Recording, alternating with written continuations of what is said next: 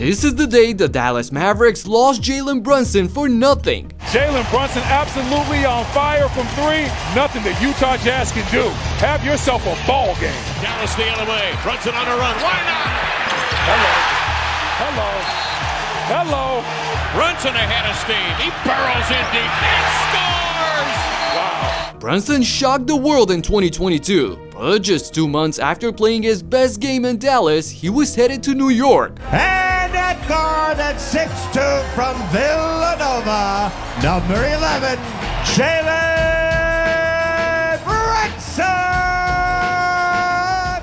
Ever since being a 3-year-old following his dad around MSG, it seems like it was Jalen's destiny to play for the Knicks. It was inevitable. But before he became the superstar that he is at the moment, the Mavs had him in their hands and could have secured them for the future. However, a series of bad front office decisions led to him walking away freely.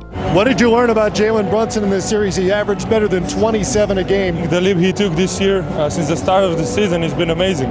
He's showing everybody that he's worth a lot of money. So let's rewind to see how important it is to always stay ready when the coach calls your number. First of all, it's a mystery to me how the best player in college, the guy that averaged 19 points and 5 assists per game, leading his team to the national championship, fell all the way back to the 33rd pick in the 2018 draft. Heck, even his sidekicks, Mikal and Donte Divincenzo, got drafted way before him at number 10 and 17. I get it, they were taller than him. Nevertheless, JB worked his way up slowly but surely, and by his 3rd season, he was getting 6 Man of the Year considerations, posting a solid 12.5 points per game on great efficiency for a small point guard. He shot 52% from the field and 40% from downtown. This earned him J-Kid's trust to put him in the starting lineup whenever Luka Doncic wasn't playing. So, on the 12th of December 2021, with Luka dealing with ankle soreness, Brunson got the green light against OKC,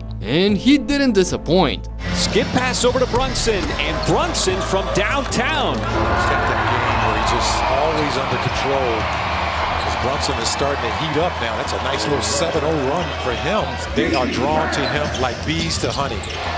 As Brunson keeps it going, now 10 consecutive points for Dallas. 18 points and 9 boards in the win for Dallas. 1 week later, Cat and the Wolves came to town. Brown keeps his dribble alive. I mean, Jalen is literally attacking every possession. Well, that's going to be pretty cool to see another guy who looks like he's on his way. As Brunson hits the pull-up, being on his way to being another one-team guy. Down to 55 seconds left. The shot clock winding down at 6 seconds. It's Brunson driving on McDaniels. Yes, sir! That's what you do! 28 points and 6 assists on 56% shooting for Jalen in another dub for the Mavs. He absolutely balled out in the 10-game stretch without Luka, averaging 21 points and 7 assists on a rock-solid efficiency. And from that point on, there wasn't a chance he was going back to the bench. Around mid-season, with him playing on an expiring contract, his agent tried to negotiate a 4-year, $55 million extension with the GM at the time, you guessed it, Nico Harrison. For approximately $14 million a year, Brunson would have been a bargain, but for Nico, it was overpaying, so he shut down the talks with JB's agent twice. Let that sink in for a moment. Regardless, with both Jalen and Luka ramping up the pace, the Mavs finished the season with a strong 52-30 record, setting up a playoff date with the Utah Jazz in the first round. But then, a disaster struck for Dallas at the worst moment possible. At the end of the regular season, the very last day, Luka Doncic suffers an injury. What do we know? I'm told this is more than just a mild calf strain, and you could make it worse. The Mavericks are very much preparing for the possibility of not only maybe not having him in Game 1, but maybe even Game 2 on Monday. Right now, the Jazz are a prohibitive favorite, according to the odds makers. So, in Game 1 at home, despite scoring 24 points, Brunson had an underwhelming performance, shooting just 9 of 24 from the field and getting outplayed by Donovan Mitchell and company. 3-on-2 break. Mitchell takes it to the rim and throws it down. Mitchell takes it and lays it up and in. The Utah Jazz finish strong, and they take Game 1 99 100-93 on the road against Dallas. With Doncic ruled out of Game 2 as well, the Mavs were in danger of going down 0-2 in front of their own fans. If that happens, in most cases, it's a death sentence. Knowing that pretty well, the little guy dug deep into his soul and came out on a mission. Long minutes to both Brunson and Dinwiddie was a concern as Brunson outside. Brunson off the high screen, lets another three fly up and in. Mitchell the line, Gobert has the hand back to get it, angles it up, right out of room. Dallas the other way, Brunson on a run, why not? Hello. Jalen sets the net on fire, hitting 3 straight bombs from deep in less than 60 seconds. This got the crowd jumping off their seats and starting to believe that a miracle is possible. Late on the clock, Brunson goes to work, gets a hit. Whiteside switches, now O'Neal's back on him. He'll raise and score! 4 turnovers. Dinwiddie might have got poked in the eye. He's still doing something funny with his eye right there. Brunson bursted out of the gates, hitting 6 of his 7 shots in the first quarter for 15 of Dallas's 24 points. But Spida responded in a similar fashion in the second period. Hernan Gomez outside. It's Mitchell. Probing, looking. Gonna call his own from 8 feet. Bertans at 6'10". Mitchell will back him off. Side adjustment for 3. Yeah, right down that hatch. Mitchell will take that matchup anytime he can get it. But that's normal for the Dallas Mavericks. They normally get beat on the glass, not a big-time rebounding team. Mitchell scores on a 3. At the half, the Mavs were headed to the locker rooms trailing by 7 points. They needed everything they could squeeze from their Robin. So O'Neal fights over the top of the pick. Brunson got in deep with a flip. O'Neal pumps, drives.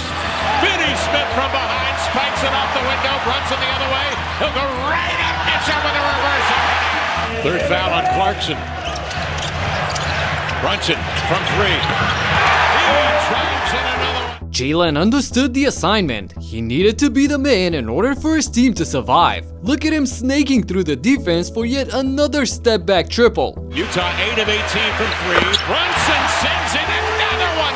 He was on fuego, counting up to 31 points in the third quarter for nearly half of the team's total. He was absolutely money from everywhere on the court. And speaking of that, you may be entitled to a potential recovery of over $1,000. Here's why. Recently, a jury ordered Meta and YouTube to pay millions of dollars for their role in designing and promoting addictive platforms. They knew their apps can contribute to anxiety, depression, and body image issues, but did not share those risks while prioritizing profits. The recent history verdict underscores the consequences of those decisions. Now, Morgan & Morgan is stepping up to hold these platforms accountable for the harm they caused. Click the link in the description to take a short quiz. You may be entitled to a potential recovery of over $1,000.